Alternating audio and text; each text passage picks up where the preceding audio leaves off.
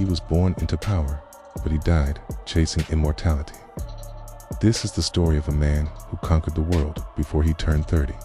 In 356 BC, in the kingdom of Macedon, a child named Alexander was born. His father, King Philip II, was a brilliant general who forged Macedonia into a military superpower. His mother, Olympias, was fierce, mystical, and utterly obsessed with destiny. She whispered to Alexander that he was no ordinary boy. She told him he was descended from the mythical hero Achilles, that the gods themselves were watching over him. From his earliest days, Alexander burned with a ferocious ambition. When he was just 13, his father hired the greatest mind in Greece to be his tutor, the philosopher Aristotle. Alexander absorbed everything: philosophy, science, politics, and the art of war. But Aristotle taught him something far more dangerous: the idea that greatness was his birthright. At 16, while his father was away at war, Alexander was left to rule Macedon. When rebels dared to rise up, he crushed them without mercy. 2 years later, at 18, he led a decisive cavalry charge at the Battle of Chaeronea, helping to defeat the combined forces of Greece. The message was loud and clear: Macedon was unstoppable, and Alexander was its future. Then, everything changed. In 336 BC, King Philip II was assassinated. Alexander, just 20 years old, was thrust onto the throne.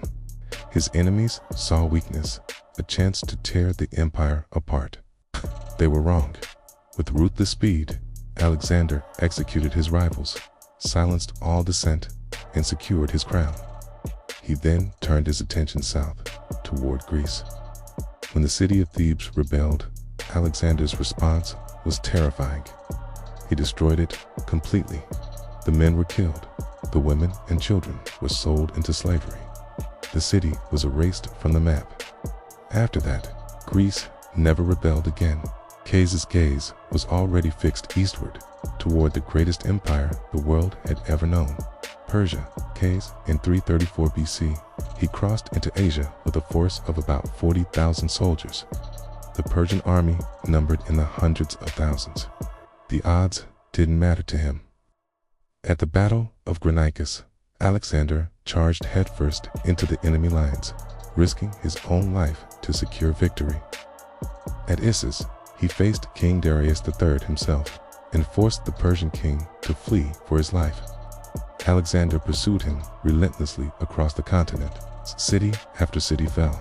Army after army collapsed. He looted vast treasuries, funding his campaign with the wealth of his enemies. Finally, at Gaugamela, Alexander delivered the final crushing blow. The Persian Empire, once the ruler of the known world, was shattered. Alexander crowned himself the new king of Asia. But conquest was never enough. He wanted a legacy. In Egypt, he was welcomed as a liberator. The priests there declared him the son of a god, and Alexander began to believe it. He founded a city in his own name, Alexandria, a place that would become the greatest center of knowledge and learning in the ancient world. But the immense power began to change him. It hardened him, made him paranoid. Friends started to look like threats. He executed loyal generals, killed close companions. In a drunken rage, he even murdered his own friend Cletus, a man who had once saved his life in battle.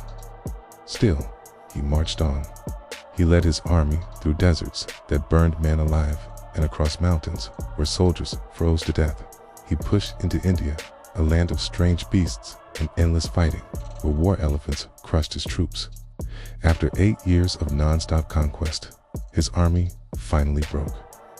His soldiers, exhausted and far from home, refused to go any further. For the first time in his life, Alexander was forced to turn back. The journey home was brutal. Thousands of his men died from hunger, disease, and pure exhaustion.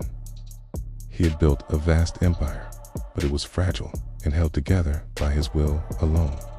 Then, in 323 BC, in the ancient city of Babylon, Alexander fell ill.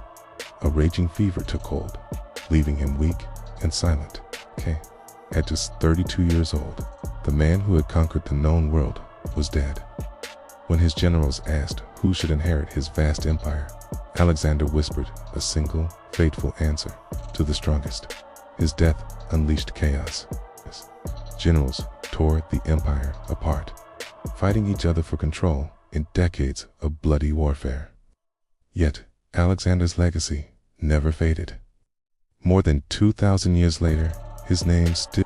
He was a man of brilliance, of shocking cruelty, and of an ambition so vast it seems impossible. Alexander the Great didn't just conquer land, he conquered legend itself. And in doing so, he proved one eternal truth: the world belongs to those who are bold enough to take it. Thanks for watching. If you want to dive deeper into the stories of history's most fascinating figures, make sure to subscribe and hit that notification bell. So we'll see you in the next one.